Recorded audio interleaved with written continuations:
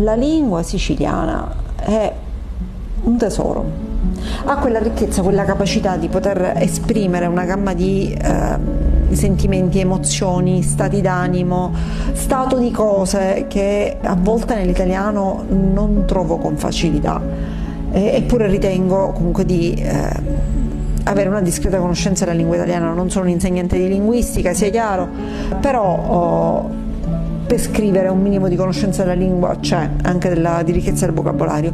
Ebbene, in certi momenti il siciliano racchiude in sé quella potenza, quell'icasticità che purtroppo l'italiano non ha. Potrei citare decine di espressioni, potrei citare la parola camurria, che indica quel fastidio che però proprio ti infastidisce, che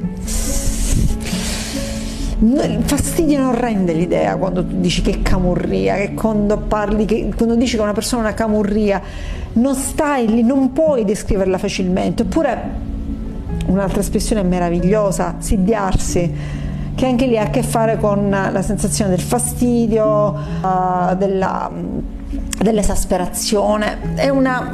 Hanno delle coloriture questi termini che diversamente è difficilissimo da esprimere, cioè bisognerebbe utilizzare più parole, più perifrasi.